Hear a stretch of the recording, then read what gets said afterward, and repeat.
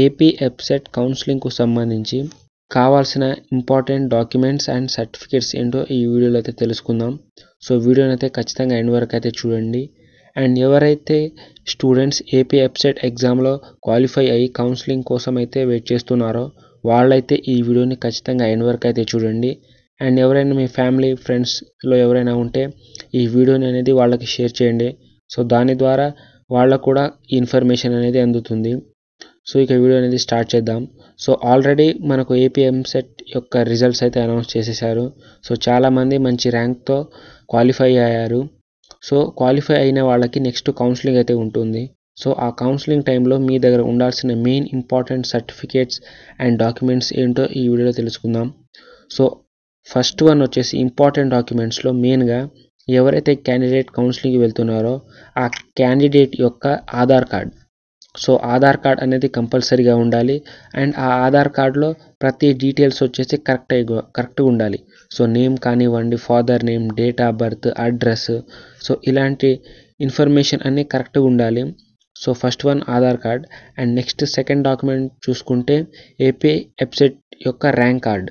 So results వచ్చిన తర్వాత ఖచ్చితంగా ప్రతి ఒక్కళ్ళు ర్యాంక్ కార్డ్ అనేది డౌన్లోడ్ చేసి ఉండాలి. సో ఒకవేళ మీరు చేయలేదనుకోండి, సో ఆల్రెడీ మన ఛానల్లో ఎలా ర్యాంక్ కార్డ్ని డౌన్లోడ్ చేయాలో ఒక వీడియో అనేది ఆల్రెడీ చేశాం. సో దాని లింక్ అనేది కింద డిస్క్రిప్షన్లో ఇచ్చాను. సో ఒకసారి వెళ్ళి చూసి ర్యాంక్ కార్డ్ అనేది డౌన్లోడ్ చేసుకోండి. సో సెకండ్ వన్ వచ్చేసి rank card. And next third వచ్చేసి ఏపీ ఎబ్సెట్ యొక్క hall ticket. So hall ticket అనేది కూడా చాలా ఇంపార్టెంట్. సో హాల్ టికెట్ కూడా మీ దగ్గర ఉంటుంది. సో ఎందుకంటే హాల్ టికెట్ లేకుండా ఎగ్జామ్కి అయితే అలౌ చేయరు కాబట్టి హాల్ టికెట్ కూడా మీ దగ్గర కంపల్సరీగా ఉండాలి.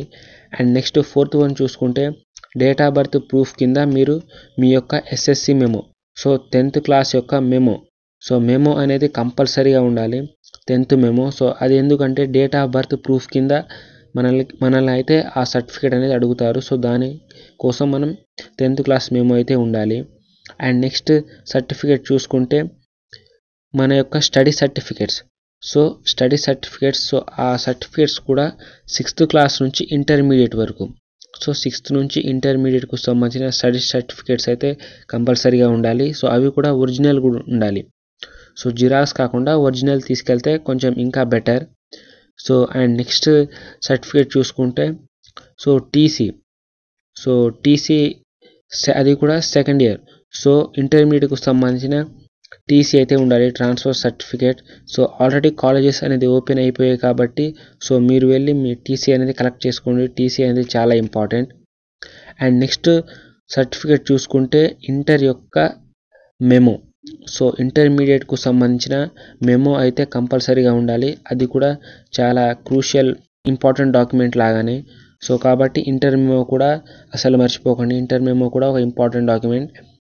అండ్ నెక్స్ట్ చూసుకుంటే మీ యొక్క caste certificate, so community certificate, so caste certificate కూడా ఉండాలి. సో మీరు ఏ క్యాస్టో అని తెలియజేయడానికి క్యాస్ట్ సర్టిఫికేట్ వాడతాం కాబట్టి community certificate or caste certificate అయితే కంపల్సరీగా ఉండాలి.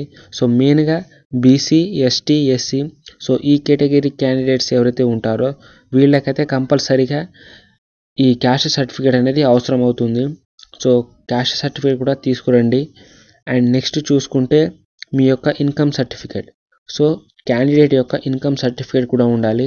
అండ్ ఆ ఇన్కమ్ సర్టిఫికేట్ వచ్చేసి 2024 ఫస్ట్ నుంచి, సో అంటే ఈ సంవత్సరం స్టార్టింగ్ ఫస్ట్ నుంచి ఆ తర్వాత తీయించుకున్న ఇన్కమ్ సర్టిఫికేటే ఎలిజిబుల్ అవుతుంది. సో ఆ ఇన్కమ్ సర్టిఫికేటే ఉండాలి.